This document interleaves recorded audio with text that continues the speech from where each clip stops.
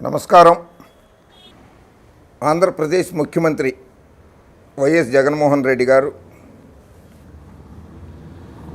6వ తేదీన అక్టోబర్ 6వ తేదీన 2020న కొన్ని ఆరోపణలతో సుప్రీంకోర్టు చీఫ్ జస్టిస్ ఎస్ఏ బాబ్డీ గారికి సవివరంగా 8 పేజీల లేఖతో పాటు కొన్ని పత్రాలను కూడా సమర్పించారు. దాని మీద దేశవ్యాప్తంగా కొన్ని సంచలనాత్మకమైనటువంటి ప్రకటనలు వస్తున్నాయి, కొన్ని అనుకూలంగా వస్తున్నాయి, జగన్మోహన్ రెడ్డి గారికి అనుకూలంగా వస్తున్నాయి, కొన్ని ప్రకటనలు జగన్మోహన్ రెడ్డి గారికి వ్యతిరేకంగా వస్తున్నాయి. జగన్మోహన్ రెడ్డి గారి ప్రభుత్వాన్ని రద్దు చేయండి అనేటువంటి పిటిషన్ను కూడా సుప్రీంకోర్టులో దాఖలు చేయడం జరిగింది. అది జరిగే పని కాదు. మొట్టమొదటి విషయం, ఆర్టికల్ 356 ఉపయోగిస్తే తప్పితే అది జరిగే పని కాదు. ఆయన అఖండ మెజారిటీ 151 సీట్లతోటి రాష్ట్ర ముఖ్యమంత్రిగా రాష్ట్రాన్ని పరిపాలిస్తున్నారు. సరే, నాకు సుప్రీంకోర్టు అన్నా, హైకోర్టు అన్నా, న్యాయమూర్తులన్నా, జడ్జిలన్నా, న్యాయస్థానాలన్నా, రాజ్యాంగం అన్నా, చట్టాలన్నా చాలా గౌరవం ఉన్నాయి, చాలా గౌరవం కూడా ఉంది. నేను ఎవరిని అగౌరవపరచట్లేదు, కించపరచట్లేదు, ఎవరి మీద ఆరోపణలు నిందలు వేయడం లేదు. నాకున్న సమాచారం మేరకు పత్రికల్లో వచ్చిన వాటిని, రాజ్యాంగంలో ఉన్న వాటిని మాత్రమే నేను వివరిస్తున్నాను. భారత రాజ్యాంగం ప్రకారం ప్రసాదించినటువంటి హక్కుల్లో ప్రశ్నించే హక్కు కూడా ఉన్నది, ఫిర్యాదు చేసే హక్కు కూడా ఉన్నది. జగన్మోహన్ రెడ్డి గారు ఫిర్యాదు చేశారు, ఆ హక్కుని ఎవరు కాదనలేరు.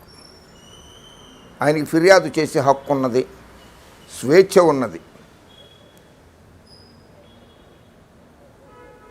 కొంతమంది ఫిర్యాదే చేయకూడదు అనేటువంటి ఒక అభిప్రాయాన్ని వెలుబుచ్చుతున్నారు. అది భావ ప్రకటన స్వేచ్ఛకి,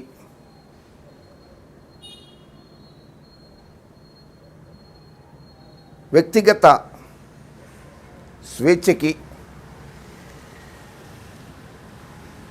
19(1) ఆర్టికల్ 19(1) కావచ్చు, ఆర్టికల్ 21 కావచ్చు, వీటికి ఆటంకం కలిగిస్తుంది. ఆయన హక్కుల్ని హరిస్తుంది. ఆయన వ్యక్తిగతంగా ఆరోపణలు చెయ్యలేదు. ఆయన ఎంతసేపు ఒక ముఖ్యమంత్రిగానే తన ప్రభుత్వము న్యాయస్థానాల ద్వారా ఎటువంటి సంక్లిష్ట పరిస్థితుల్ని ఎదుర్కొంటోంది అన్నది మాత్రమే సుప్రీంకోర్టు చీఫ్ జస్టిస్ గారి దృష్టికి తీసుకెళ్లారు. భారత రాజ్యాంగం ప్రకారం, న్యాచురల్ జస్టిస్ ప్రకారము సమాజమే దేవాలయం, ప్రజలే దేవుళ్ళు. సమాజమే దేవాలయం, ప్రజలే దేవుళ్ళు.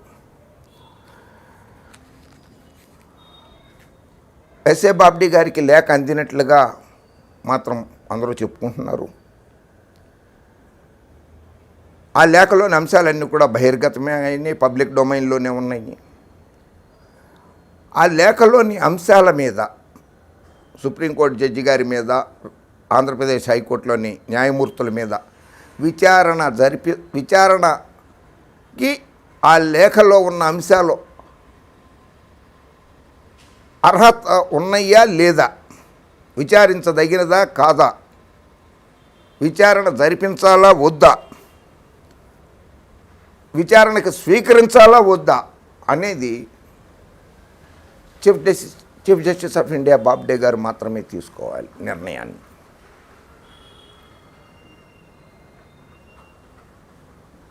కేసులు చాలా ఉన్నాయి పెండింగ్లో, సుప్రీంకోర్టులో కావచ్చు. కొంత టైం పడుతోంది ఆయన నిర్ణయం తీసుకోవడానికి.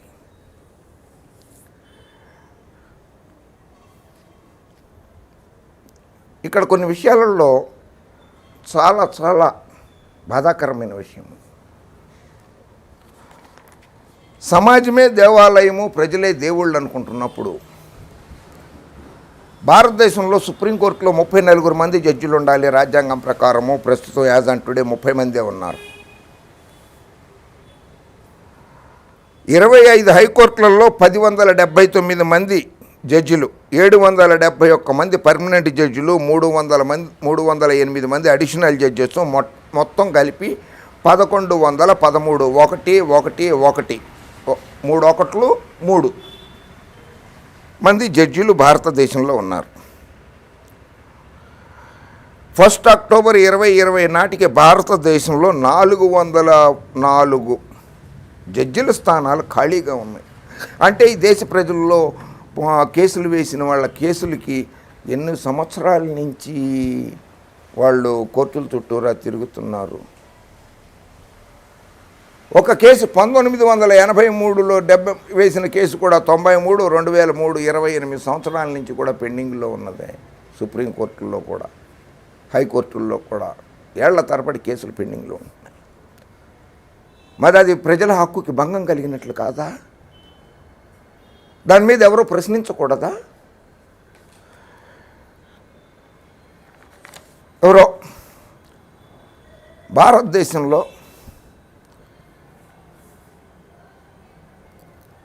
ఇప్పటి వరకు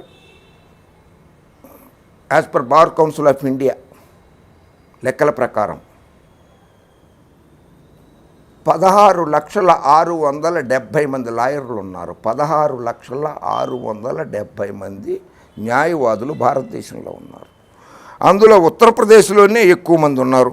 43% అక్కడే ఉన్నారు. తర్వాత బీహార్ రాష్ట్రంలో ఎక్కువ ఉన్నారు. తర్వాత మహారాష్ట్రలో ఎక్కువ మంది ఉన్నారు లాయర్లు. అందులో ఒక 100 మంది లాయర్లు, ఏది 15,600,000 మందిలో ఒక 100 మంది లాయర్లు జగన్ గారు రాసిన లేఖ తప్పు అని చెప్పి సుప్రీంకోర్టు చీఫ్ జస్టిస్ గారికి ఒక లేఖ రాశారట. దాన్ని ఇటువంటి పచ్చ పిచ్చి మీడియాలు విపరీతంగా రాసేస్తున్నాయి. 16 లక్షల మందిలో 100 మంది రాసి ఒక 100 మందే.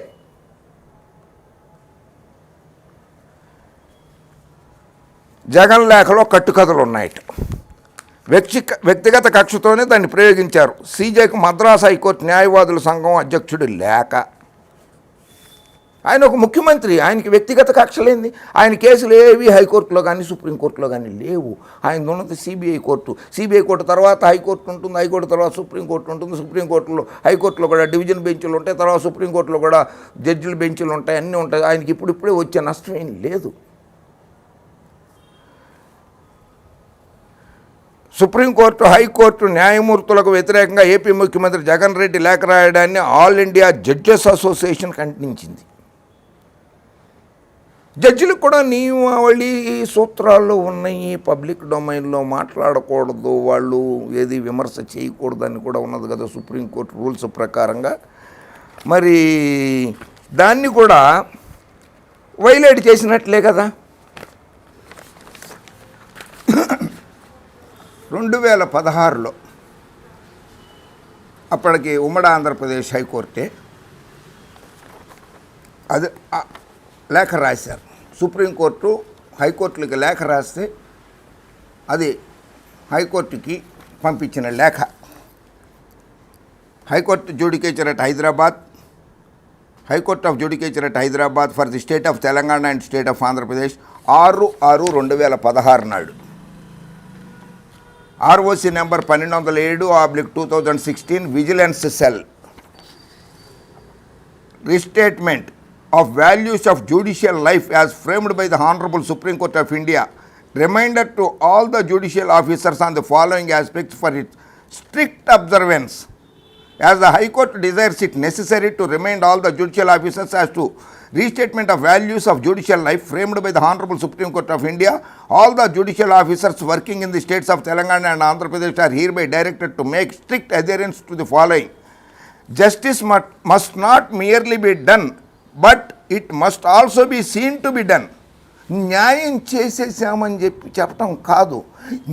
జడ్జిలు, న్యాయమూర్తులు సరైన న్యాయం చేశారని ప్రజలు విశ్వసించాలి. The behaviour and conduct of judicial officer must reaffirm the people's faith in the impartiality of the judiciary. న్యాయమూర్తులు ఇచ్చే తీర్పులు ఎలా ఉండాలి అంటే, ఆదేశాలు ఎలా ఉండాలి అంటే, ఈ న్యాయమూర్తి గారు కరెక్ట్గా తీర్పు చెప్పారు, ఆదేశాలు కరెక్ట్గానే ఇచ్చారు అనేటట్లుగా ఉండాలి. ఇవన్నీ ఈ రూల్స్ అన్ని ఫ్రేమ్ చేసింది సుప్రీంకోర్ట్ ఆఫ్ ఇండియానే. Accordingly any act of judicial officer whether in official or personal capacity which erodes the credibility of this perception has to be avoided. అంటే న్యాయస్థానానికి కానీ న్యాయమూర్తులకు కానీ ప్రజల్లో విశ్వాసం సన్నగిల్లుతోందనేటువంటి అపవాదు రాకుండా కాపాడుకోవాల్సిన బాధ్యత కూడా న్యాయస్థానాల మీద, జడ్జిల మీద ఉందని చెప్పి సుప్రీంకోర్టే చెబుతోంది. ఏ judge should practice A degree of aloofness consistent with the dignity of his office. ఆయన న్యాయమూర్తి గారు ఆ కోర్టుకి, ఆయన కూర్చున్న సీటుకి గౌరవ ప్రతిష్టలు ఆయన ఇచ్చే తీర్పుల వల్ల వస్తుంది కనుక అది కాపాడుకోవాల్సిన బాధ్యత కూడా ఆ జడ్జి గారి మీదే ఉంటుంది. A judge shall not hear and decide a matter in which a member of his family, a close relation or friend is concerned. ఆ జడ్జి గారి బంధువులు కానీ, స్నేహితులు కానీ, తెలిసిన వాళ్ళు కానీ ఆయన దగ్గర వాదిస్తుంటే అటువంటి ఆ జడ్జి గారు ఆ కేసుల్ని వినకూడదు. A judge shall not enter into public debate or express his views in public on political matters or on matters that are pending or are likely to arise for judicial determination. న్యాయమూర్తులపై ఆరోపణలు గుప్పిస్తూ AP CM రాసిన లేఖను ఖండిస్తూ national tribunal, appellate tribunal, bar association తీర్మానం చేసినాయి. Supreme court, high court న్యాయమూర్తులకు వ్యతిరేకంగా AP ముఖ్యమంత్రి జగన్మోహన్ రెడ్డి లేఖ రాయడాన్ని ఆల్ ఇండియా జడ్జెస్ అసోసియేషన్ ఖండించింది. జడ్జెస్ ఖండించడాలు, ప్రెస్ మీట్లు పెట్టడాలు ఇటువంటివి చేయకూడదు అని చెప్పి సుప్రీంకోర్టు ఆదేశాలు ఉంటే వీళ్ళు ధిక్కరించినట్లే కదా జడ్జెస్. అంటే న్యాయమూర్తులు ధిక్కరించచ్చా? సుప్రీంకోర్టుని ధిక్కరించవచ్చు, రాజ్యాంగాన్ని ధిక్కరించవచ్చు. ప్రజలు 131 కోట్ల మంది ప్రజల మనోభావాల్ని కూడా దెబ్బతీయచ్చా? వారి వ్యక్తిగత స్వేచ్ఛ కూడా భంగం కలిగించచ్చా? But not least a judge shall not accept gifts or hospitality except from his family, close relations and friends స్నేహితులు దగ్గర నుంచి కానీ, బంధువుల దగ్గర నుంచి కానీ, కుటుంబ సభ్యుల దగ్గర నుంచి తప్పితే ఎవరి దగ్గర నుంచి కూడా న్యాయమూర్తులు ఏది బహుమానాలు స్వీకరించకూడదు. ఇవి సుప్రీంకోర్టు ఆదేశాలు. సుప్రీంకోర్టు జారీ చేసిన నియమావళి, ఆదేశాలు కాకపోయినా నియమావళి.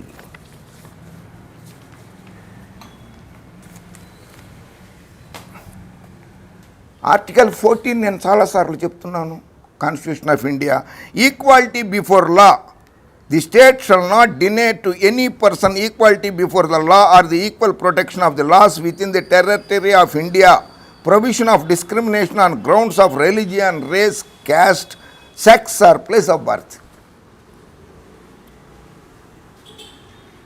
జగన్మోహన్ రెడ్డి గారు ఒక వ్యక్తిగా కూడా రాసే అధికారం ఉంది, ఒక ముఖ్యమంత్రిగా కూడా రాసే అధికారము ఆయనకుంది. ఆయన రాయొచ్చు. జగన్మోహన్ రెడ్డి గారు ముఖ్యమంత్రిగా న్యాయమూర్తుల మీద ఫిర్యాదు చేయటం ఇదే ఫస్ట్ టైం కాదు. దామోదరం సంజీవయ్య గారు 1961లో 4/11/1961 నాడు అప్పటి లాల్ బహదూర్ శాస్త్రి గారు, మహామహుడు, జై కిసాన్ జై జవాన్ లాల్ బహదూర్ శాస్త్రి గారు భారతదేశ హోంమంత్రిగా ఉంటే ఆయన కోర్టుల ద్వారా, హైకోర్టు, ఆంధ్రప్రదేశ్ హైకోర్టు ద్వారా పడుతున్న ఇబ్బందుల్ని, ఎదుర్కొంటున్న కష్టాల్ని సవివరంగా లేఖ రాశారు లాల్ బహదూర్ శాస్త్రి గారికి దామోదరం సంజీవి గారు 4/11/1961. అందులో ఏమేమి కష్టాలని ఆయన ఫేస్ చేస్తున్నారో, ఎదుర్కొంటున్నారో, ఆయన పరిపాలనకి న్యాయస్థానాలు ఎలా అడ్డుపడుతున్నాయో, న్యాయమూర్తులు ఎలా అడ్డుపడుతున్నారు అన్నది సవివరంగా రాశారు. కోర్స్ ఆయన రాసింది కూడా మరి యాదృచ్ఛికము ఏమో కానీ 8 పేజీల లెటర్. ఇది కూడా దామోదరం సంజీవయ్య గారు రాసింది. ఇది 8 పేజీల లేఖ. సరే, కాన్స్టిట్యూషన్ ఆఫ్ ఇండియా ఇచ్చింది కదా హక్కులు. ఒక మాజీ జడ్జి గారు ఆయన ఖర్జూ గారు, ఈయనకంటే ముందు మనం ఈయన దగ్గరకు వద్దాం. A fear after landmark press conference little has changed in supreme courts running. January 12, 2018 justices, సుప్రీంకోర్టు జస్టిసెస్, ఇది వాళ్ళు సుప్రీంకోర్టు జడ్జిలుగా ఉన్న రోజు నాడే J Chelameswar, Ranjan Gogoi, Kurian Joseph and Madan Lokur called the press conference at the residence of Chalmeswar Garu in New Delhi. During the conference, they aired their grievances over the then Chief Justice Deepak Misra's style of functioning. సాక్షాత్తు ఈ నలుగురు supreme court న్యాయమూర్తులు, supreme court chief justice Deepak Mishra గారి వ్యవహార శైలి సరిగా లేదు అని చెప్పారు. అది విమర్శించారంటారా, ఆరోపణ చేశారంటారా, అపవాదు వేశారంటారా, ప్రజలు నిర్ణయించుకుంటారు. అపవాదు వేశారు.